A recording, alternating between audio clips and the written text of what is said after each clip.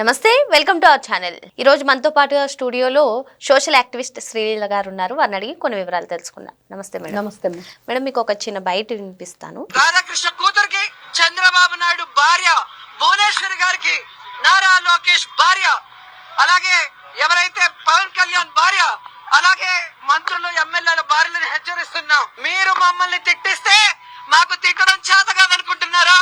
మాకు సంస్కారం అడ్డొస్తుంది కాబట్టి, చదువుకున్న వాళ్ళం, విలువలు తెలిసిన వాళ్ళం కాబట్టి ఈ రోజు మేము ఇంతవరకు మీకు హెచ్చరిస్తూ వదిలేసాం.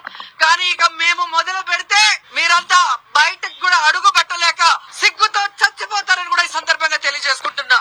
ఏబిఎన్ పై దాడి కార్యక్రమంలో ఆ నిరసనలో రోజా గారు చేసినటువంటి ఈ కామెంట్స్ పైన మీ రియాక్షన్ ఏంటి? ఎలా చెప్పాలో అర్థం కావట్లేదు. రోజా మాటలు ఏంటంటే నిజంగా కామెడీగా ఉంది. ఆల్రెడీ వాళ్ళు చేసింది ప్రజలు చూసి మిమ్మల్ని బయటికి రానియకుండా చేశారు, అసెంబ్లీకి రాకుండా చేశారు. మీ మాటలు, మీకు సంస్కారం ఉందా? మీరు చదువుకున్న వాళ్ళ? మరి గతంలో రోజా మాటలన్నీ కూడా ఒకసారి వీడియో వేసి చూపెడితే ఆ సంస్కారవంతమైన సోపు గురించి అప్పుడు మాట్లాడుకోవచ్చు. మరి అంతే కదా, ఆవిడ మాట్లాడుతున్న మాటలు వింటుంటే ఈ రోజున పవన్ కళ్యాణ్ గారిని ఏ విధంగా మాట్లాడారో చూస్తాం. ఆయన పెళ్లిళ్ళ గురించి ఎలా మాట్లాడారో తెలుసు, మరి లోకేష్ గారి గురించి ఎలా మాట్లాడారో తెలుసు, మరి ఆయన భాష గురించి ఎలా మాట్లాడారు, పుట్టుక గురించి కూడా ఎలా మాట్లాడారో తెలుసు. ఇంకా నారా చంద్రబాబు నాయుడు గారి విషయానికి వస్తే ఇంకా అది ఎవ్వరం కూడా మర్చిపోలేని పరిస్థితి అనమాట. ఈ రోజుకి కూడా భువనమ్మని అన్న మాటలు వింటుంటే ప్రతి ఒక్కరికి మళ్ళీ వీళ్ళ చెంప పగలగొట్టే పరిస్థితి. వెళ్ళి ఖచ్చితంగా అదే జరిగిద్ది. అంత భయంకరమైనవన్నీ కూడా మీరు ఎంత నీచంగా ప్రవర్తించారు, మీకు అసలు సంస్కారం అనేది ఉందా? ఉంటే మీ చరిత్ర ఏంటి? మరి మీరు ఎలాంటి పనులు చేశారు, ఎలాంటి మాటలు మాట్లాడారు, ఎంతమంది నేను విధాలుగా ఇప్పుడుదా ఇన్ని మాటలు మాట్లాడింది కదా. మరి దాంట్లో జగన్మోహన్ రెడ్డిని మర్చిపోయిందా ఏంటి? జగన్మోహన్ రెడ్డి చెల్లికి తల్లికి ఏం చేశాడో తెలీదా? మరి ఆవిడ ఒక మహిళగా ఉన్న భారతీ రెడ్డి వాళ్ళ ఛానల్లో, వాళ్ళ పేపర్లో నీచాతి నీచంగా పోస్టులు పెట్టించి, ఆ నీచాతి నీచంగా న్యూస్ మాట్లాడిచ్చి, ఆ అమరావతి వేసిన రాజధాని అని చెప్పినప్పుడు మరి ఎవరిని కించపరిచారు, ఎవరికి సంస్కారం ఉంది, ఎవరికి లేదు, ఎవరు సంస్కారహీనులు అనేది ప్రజలందరూ రాష్ట్ర వ్యాప్తంగా కాదు ప్రపంచవ్యాప్తంగా చూశారు. వీళ్ళ సంస్కారం ఏంటి, వీళ్ళేంటి. అసలు రోజా గురించి ఇంకా కింద కామెంట్లు చూడండి, ఆవిడ మాట్లాడిన వీడియోలో ఎలా మాట్లాడుతున్నారు. అమ్మా, దెయ్యాలు వేదాలు వల్లించినట్లుందో నువ్వు చెప్తుంటే, నువ్వా చెప్పేది? ఒకసారి నీ వీడియోలన్నీ నీకు షేర్ చేస్తాను చూడు అని చెప్పి అడుగుతున్నారు. మరి ఏం సమాధానం చెప్పిద్ది ఆవిడ అసలు మహిళగా అనేది అందరం కూడా మర్చిపోయాం. ఆ మహిళల జాబితాలోంచి తీసి పక్కన పడేసాం.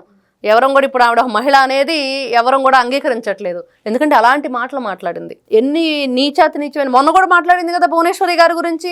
హెరిటేజ్ పాలు పితుకుతున్నావా అని చెప్పేసి. నువ్వేం చేస్తున్నావు? నువ్వు ఆ పాలు పితకడానికి కూడా పనికిరాందనం అని చెప్పి ప్రజలు అంటున్నారు. మరి ఏ విధంగా చెప్పాలి? నువ్వు ఫస్ట్ నుంచి కూడా నీది వంకర బుద్ధి, నోరు చూస్తే మురుగుంట, తాటి మట్ట. ఇంకా దాని గురించి ఇంకా ఈ రోజున నువ్వేదో నేను సంస్కారవంతమైన సోపునని చెప్తుంటే ఎవరు నమ్ముతారు? ఎవరు నమ్మే పరిస్థితి లేదు. కాబట్టి నిన్న జగన్మోహన్ రెడ్డి ఒక డ్రామాకి తెరలేపాడు. మరి వీళ్ళంతా ఆర్టిస్టులు అంతా వచ్చి నుంచొని ఏదో చేద్దామని చెప్పేసి ఒకరేమో సన్ స్క్రీన్ రాసుకొని వచ్చారంట, ఒకరేమో సెంటు కొట్టుకొని వచ్చారంట, ఒకరేమో ఏదో రకరకాలు చెప్తుంటే కామెడీగా ఉంది. అక్కడికి వెళ్ళి ఏదో కాసేపు హంగామా సృష్టిద్దాం అనుకున్నారు. తెలంగాణ పోలీసులు చంప పగలగొట్టి పన్ను రాలిపోయిందని చెప్పి ఆ ఎమ్మెల్యే పన్ను పట్టుకొని తిరుగుతున్నాడంట. అరే, అసెంబ్లీకి వెళ్ళినా ఏదో 4 మాటలు మాట్లాడేవాళ్ళం, ఇక్కడికి వచ్చి చంప పగల కొట్టించుకున్నాం ఏంటి పరిస్థితి? అది వీళ్ళు చేసిన పనులు.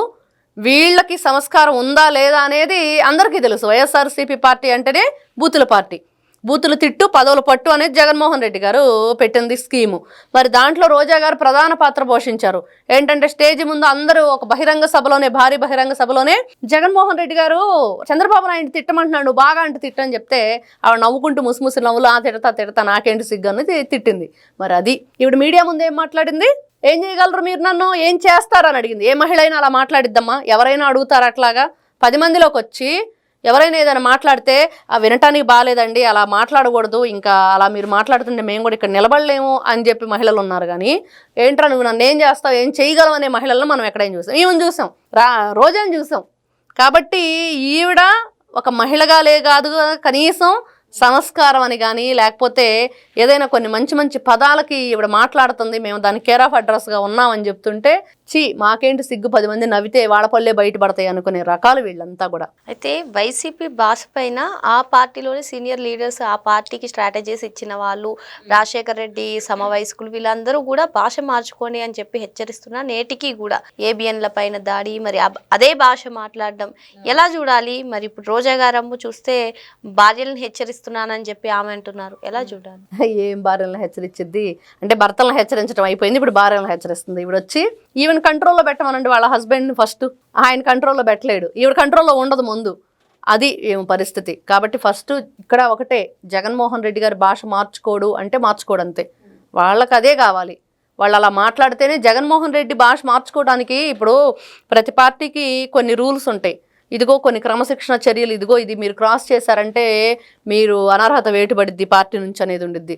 కానీ జగన్మోహన్ రెడ్డి గారి పార్టీకి ఏంటి, బూతులు తిట్టేవాళ్ళు, ఇలాగ రోజాలాగా మాట్లాడేవాళ్ళు, లక్ష్మీపార్వతిలాగా పనులు చేసేవాళ్ళు కావాలి. కాబట్టి వాళ్ళకున్న నిబద్ధత అది, వాళ్ళ సిద్ధాంతం ఏంటంటే ఆ పార్టీది రాద్ధాంతం. ఇలాగ ఎలిగేషన్స్ తీసుకురావటం, ఎదుటి వాళ్ళ మీద విరుచుకుపట్టడం, బూతులు తిట్టడం, వాళ్ళని ఇష్టానుసారంగా ఇలాగ నోటికి ఏదొస్తే అది మాట్లాడే వాళ్ళే ఆ పార్టీలో ఉంటారు. లేకపోతే జగన్మోహన్ రెడ్డి గెట్ అవుట్ అంటాడు వాళ్ళని.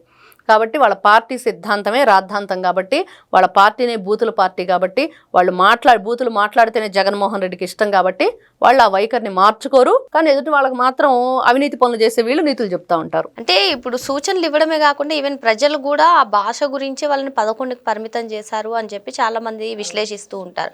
అయినా మారకపోవడం, 11కి పరిమితం అయ్యారని చెప్పి సమీక్షించకపోవడం, మళ్ళీ ఇటువంటి కామెంట్స్ చేయడం ఏంటంటారు? ఆ పార్టీ పరిస్థితి ఏ విధంగా ఉండబోతుంది? ఏముంటుంది ఇంకా పార్టీ పరిస్థితి చూసాం. మొన్నటి వరకు రపరప అన్నారు, బాబాయిని చంపేసి నారాసుర రక్త చరిత్ర అని చెప్పి రాశారు.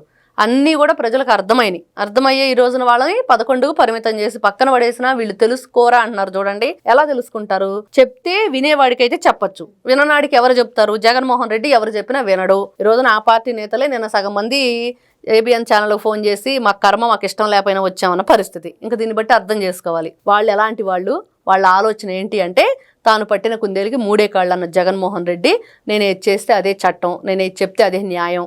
కాబట్టి నా చెల్లికి అన్యాయం చేసినా కూడా నేను దాని న్యాయమే అంటున్నా, మరి దాన్ని బట్టి మీరే ఆలోచించుకోండి అనే పరిస్థితిలో వాళ్ళు ఉన్నారు. కాబట్టి నిన్న ఏదైతే ఏబిఎన్ రాధాకృష్ణ గారు ఒక మాట అన్నారే, మీరు ఈ విధంగా భార్యలను కూడా జగన్మోహన్ రెడ్డి మీ భార్యలు కాదంటే మీరు తప్పనిసరి పరిస్థితులు అదే పని చేయాల్సి వస్తుందని, దాన్ని ఈ రోజు కూడా వాళ్ళు అదే అమలు చేస్తున్నారు.